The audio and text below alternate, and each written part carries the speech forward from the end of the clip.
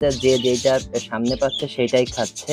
মোটামুটি দুপুরবেলা একবার পাখির ঘরে অবশ্যই আসা উচিত। কলোনির পাখি আজকে খুব বেশি হাঁপাচ্ছে। ২ জোড়ায় গোসল করতেছে যাওয়া পাখি, আপনারা যদি একটু খেয়াল করে রোদ্দুর প্রচুর, মাথায় গামছা বেঁধে নিছে একদম। অনেকদিন পর মাঠে অল্পগুলো পালং শাক এক মুখ মতন তোলা হয়ে গেছে। প্রচুর পরিমাণে কলমি শাক হয়, এই শাকের সাথে একটা কলমি ফুলও চলে আসে। প্রতিদিন যেটা হয় সেটা হলো যে হয় আপনাদেরকে বিকালে, না হয় হচ্ছে রাত্রেবেলা পাখির খামার নিয়ে আসি। তো আজকে কিন্তু একদম দুপুরবেলা নিয়ে চলে আসছি পাখির খামারে। এখন মোটামুটি প্রচুর পরিমাণে রোদ্দুর আছে আর হচ্ছে তাপমাত্রা অনেক বেশি, পাখিগুলো হাঁপাচ্ছে।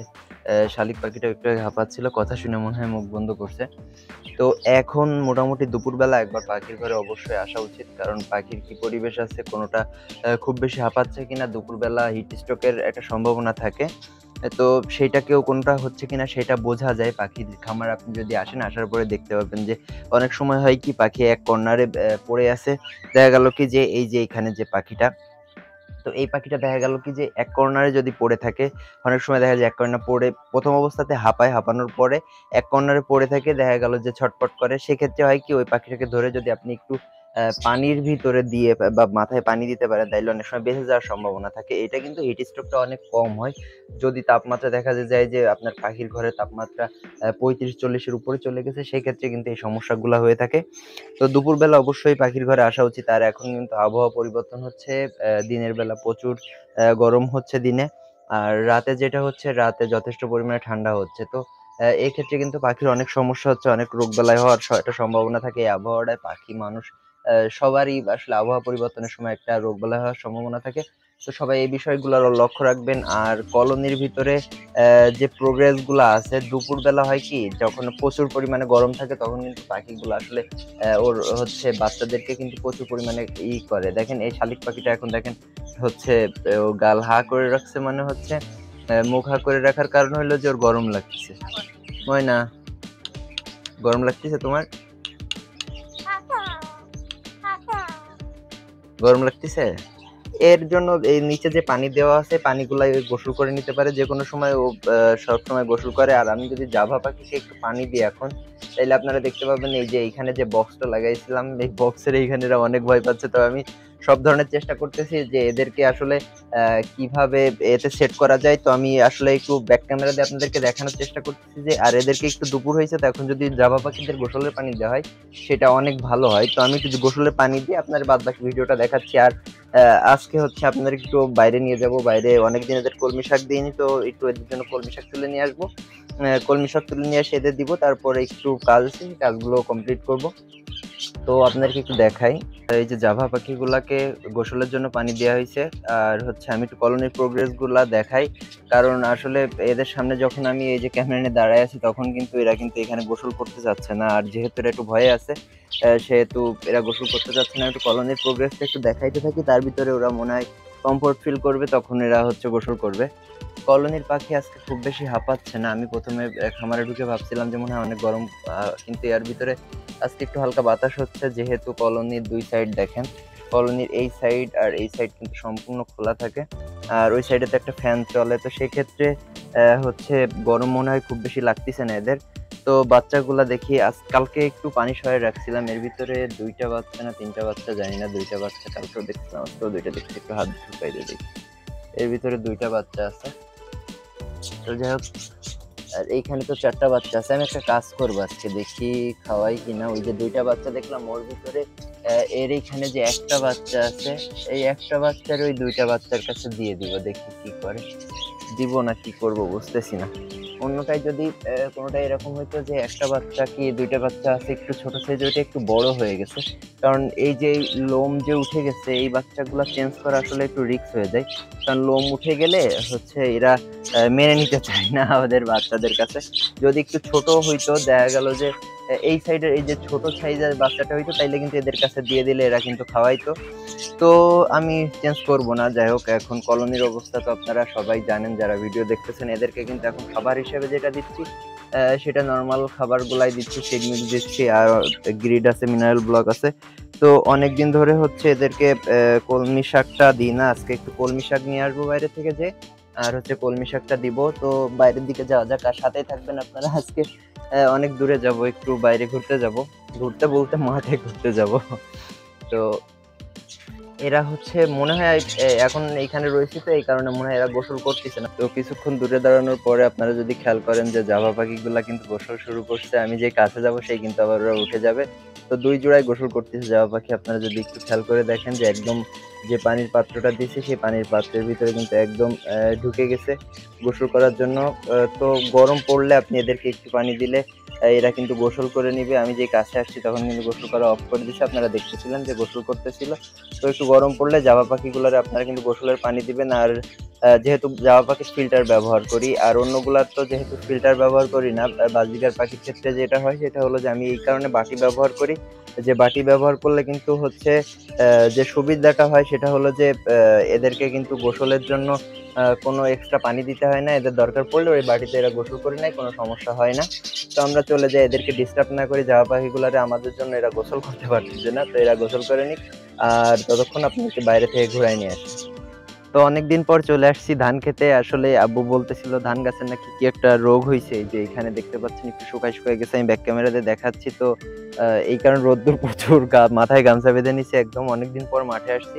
তো মাঠের পরিবেশ তো একদম মনে করেন চারিদিকে সবুজ আর সবুজ। এখনো ধান যেহেতু পাকে নাই, তো এখনো হলুদ হয়নি। চারিদিকে সবুজ আছে। যখন ধানগুলো পেকে যাবে তখনই হলুদ হবে। তো মাঠে চলে আসছি। এখানে মাঝে মাঝে হচ্ছে একটু ধান শুকায় শুকায় গেছে। এটা হচ্ছে আমাদের জমি। তো এই কারণে আব্বু বলতেছিল, তো আমি আসলাম, এসেও তাই দেখলাম। আসলে পরে দেখলাম যে মনে হয় ধান গাছের নিচে গোড়ার দিকে মনে হয় কেঁচো লাগছে। কেঁচো যেটা অনেকেই জানেন কেঁচো কি। তো ওই কেঁচো লাগছে, এই কারণে মনে হয় মাঝের থেকে গাছগুলা একটু শুকায় শুকায় যাচ্ছে, ধান গাছের পাতাগুলা। এই হলো পরিবেশ। আর আমরা এখন আরেকটা জায়গায় যাব, আরেকটা ভুঁই দেখতে যাব, মানে ধান ক্ষেত দেখতে যাব। তারপরে হচ্ছে পাখির জন্য কলমি শাক তুলবো। সামনে যে একটা গর্ত আছে ওই গর্ত থেকে কলমি শাক তুলবো। তো সাথে থাকবো। আর একটা জমিতে যাওয়ার জন্য আসলে ধান ভুড়াল দিয়ে হাঁটতেছি, অনেক কাদা। আসলে খালি পায়ে চলে আসছি, কারণ জুতো পায়ে আসার জুতো বা স্যান্ডেল পায়ে কোনোটা পায়ে দিয়ে আসারই কোনো সম্ভাবনা নেই। এই কারণে খালি পায়ে চলে আসছি। যারা গ্রামে বাসা তারা এর সাথে সবসময় সম্পৃক্ত, কিন্তু যারা টাউনে থাকেন তারা হয়তো বা অনেকেই আছেন যে কখনো ধান ক্ষেত দেখেননি, এরকমও অনেকে আছে। কারণ আমার যে ভিউয়ার্সরা আছেন তারা অনেকেরই বয়স হচ্ছে আন্ডার 20। তো সেক্ষেত্রে তারা সারা জীবন টাউনে থাকতেই পারে। তো নরমাল বিষয়।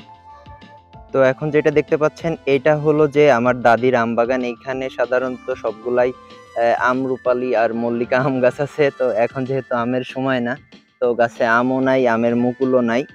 এটা হলো টমেটোর ক্ষেত। আসলে বৃষ্টির সময় যাতে টমেটো গাছ নষ্ট না হয় তার জন্য এভাবে পলিথিন দিয়ে চাল বানানো আছে। যতদূর চোখ যাবে ততদূরই টমেটোর ক্ষেত দেখতে পারবেন। এটাও আমাদের জমি। আসলে অন্য লোক করে। তো এই টমেটোর ক্ষেতে আপাতত মাটি বানানোর জন্যই কোপায় রাখা হয়েছে। এখনো টমেটো গাছ লাগানো ছিল, উঠায় ফেলছে। তো এগুলা কোপায় দিছে। আর হচ্ছে সামনের দিকে এই জমি থেকে মাঝে মাঝে কিন্তু এসে হচ্ছে পালং শাক নিই। সামনেই আরেকটা জমি আছে, ওইটা থেকেই সাধারণত পালং শাক নেয়। আর এই যে এইখানে দেখতে পাচ্ছেন টমেটো গাছগুলা কিন্তু রয়েছে। টমেটো খুব কম আছে। টমেটো ওই যে ১টা ২টা টমেটো দেখা যাচ্ছে এখানে। এতে কিন্তু প্রচুর পরিমাণে টমেটো হয়। আসলে এটা হচ্ছে যেটাকে বলে গ্রীষ্মকালীন টমেটো। তো এই গাছগুলাতে টমেটো নাই। টমেটোগুলা মনে হয় উঠানো হয়ে গেছে। যেহেতু গাছগুলা মেরে দিচ্ছে সেহেতু টমেটো উঠানো হয়ে গেছে। এইভাবেই পুরো যতদূর চোখ যাবে ততদূর কিন্তু দেখতে পাবেন যে হচ্ছে পলিথিন দিয়ে ছাওয়া রইছে। এটা হচ্ছে টমেটোর যত্ন নেওয়ার জন্য। পরে যেটা বলতেছিলাম সেটা হচ্ছে পালং শাকের কথা। তো এইখানে দেখেন ওই সাইডের জমিতেও পালং শাক আছে আর এইখানেও পালং শাক আছে। এই পালং শাক ভুঁইতে অনেক ঘাস হইছে। তো আমি যেহেতু কলমি শাক নিতে আসছিলাম আজকে, তো সাথে ২ টা মানে অল্পগুলো পালং শাকও নিয়ে যাবো। কারণ পালং শাক কিন্তু অনেক মানে পছন্দ করে পাখি। আপনার খাইতে দিলে দেখতে পাবেন যে কিভাবে খায়। তো পালং শাক আর কলমি শাক আজকে ২ টা নিয়ে যেয়ে দেখবো যে আসলে ওরা পছন্দ করে কোনটা। তো চলুন কয়টা পালং শাক তোলা যাক। দেখা যাক। অল্প কিছু তুলবো। ৩-৪ টা গাছ ৩-৪ টা না, একটু বেশি তুলি।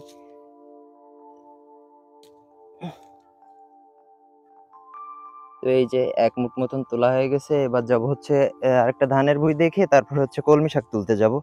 তো সাথে থাকুন। আর এরপর এগুলারে পাখির ঘরে নিয়ে যেয়ে খাইতে দিব। তো এইটা হলো আরেকটা ধানের ক্ষেত। তো ওই ধান ক্ষেতের থেকে কিন্তু এই ধান ক্ষেতটায় ধান অনেক ভালো হইছে। এখন আমরা চলে যাচ্ছি হচ্ছে কলমি শাক তুলতে। তো এখন চলে আসছি এই যে এই ডোবাটাতে কলমি শাক দেখতে পাচ্ছেন। মানে প্রচুর পরিমাণে কলমি শাক হয় এইখানে। এই সাইডেও দেখতে পাচ্ছেন, সামনের দিকেও আছে কলমি শাক অনেক। আর এই যে এই সাইডে দেখেন কলমি শাক চারিপাশে যদি আপনারা একটু খেয়াল করেন কলমি শাক। তো কলমি শাকগুলো তোলার পরে আপনাদেরকে নিয়ে যাবো পাখির ঘরে। কলমি শাক বেশি খায় নাকি হচ্ছে পালং শাক বেশি খায় সেটা দেখানোর জন্য। তো কলমি শাকগুলো তুলবো। তোলার পরে আবার সামনে আসতেছি আপনাদের। তো আর এই যে পালং শাকগুলো তো আছেই, পালং শাকগুলো এখানে রেখে দিই। দেওয়ার পরে কলমি শাকগুলা তুলি। তো কলমি শাক তোলা শেষ। দেখেন কলমি শাকের সাথে একটা কলমি ফুলও চলে আসছে। তো এখন যেহেতু ফুল ফুটতেছে এখানে কড়িও আছে। তো এই পাশে আছে পালং শাক আছে, এই পাশে কলমি শাক আছে। এগুলা সব পাখিরে দিব। আর এই যে এইখান থেকে তুললাম, এই একটু দ্রুতই তুলছি আজকে, কারণ আগে একদিন তুলছিলাম তখন পা অনেক চুলকাচ্ছিল, পানিটা অনেক পচা। তো এখন বাসার দিকে যাব, আর সামনে আরেকটা জিনিস আপনাদেরকে দেখাবো। সেটা হলো যে এই কলমি শাক যেখান থেকে তুলছি, এইখান থেকে একটু সামনে এসেই এই যে ফাঁকা জায়গাটা দেখতে পাচ্ছেন, এটা হচ্ছে বড় একটা আম গাছ। আর এইখানে কিন্তু আরো অনেক বড় বড় আম গাছ ছিল। তো এইখানে যত বড় বড় আম গাছগুলা ছিল, এর নিচে এইটা বড় আম গাছ বলে এর নিচে কিন্তু অনেক ফাঁকা জায়গা রয়েছে। আর ওই জায়গাগুলোতে ছোট ছোট গাছ দেখতে পাচ্ছেন, এখানেও কিন্তু বড় বড় আম গাছ ছিল। এইখানে বড় আম গাছ ছিল। যখন এখানে প্রায় ৬-৭টা বড় আম গাছ ছিল, তখন কিন্তু এই জায়গাটা পুরো এই আম গাছের মতন ফাঁকা ছিল। তখন আমরা ছোটবেলায় এইখানে অনেক ফুটবল ক্রিকেট কিন্তু সব এইখানেই খেলছি, আম বাগানে। তো এখন বাসায় যাব, যে এইগুলার খাইতে দিব, দেখবো যে কলমি শাক বেশি খাই নাকি হচ্ছে পালং শাক বেশি খাই পাখিতে। আজকে যেহেতু দুইটা একসাথে তুলছি, তো অবশ্যই সাথেই থাকবেন।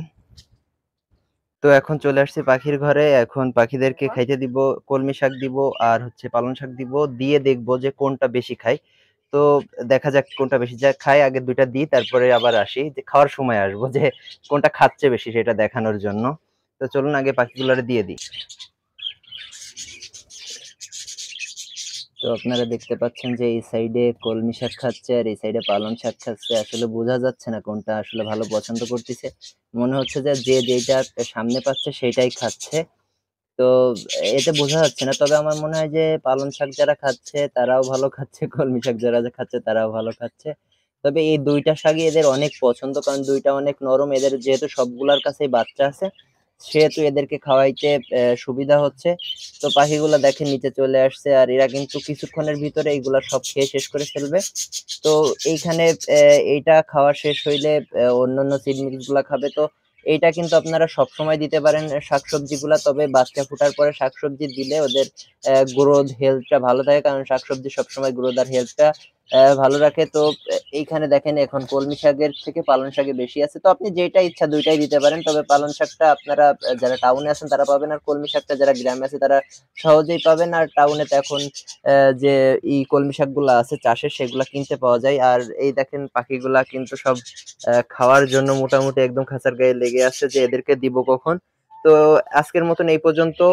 সাথেই থাকবেন, ভালো থাকবেন। আর কোন বিষয়ে ভিডিও পেতে যাচ্ছেন অবশ্যই কমেন্ট করবেন। আমাদের সাথে সরাসরি যোগাযোগ করতে চাইলে অবশ্যই আমাদের ফেসবুক পেজ দেওয়া আছে ডিসক্রিপশনে নক দিবেন। দেখেন পাখিগুলা ডায়মন্ড ডাব গুলাও কিন্তু কলমি শাক খাওয়ার জন্য বেশ একটু লাফালাফি করতেছে, পালং শাক কলমি শাক খাওয়ার জন্য পাখিগুলা।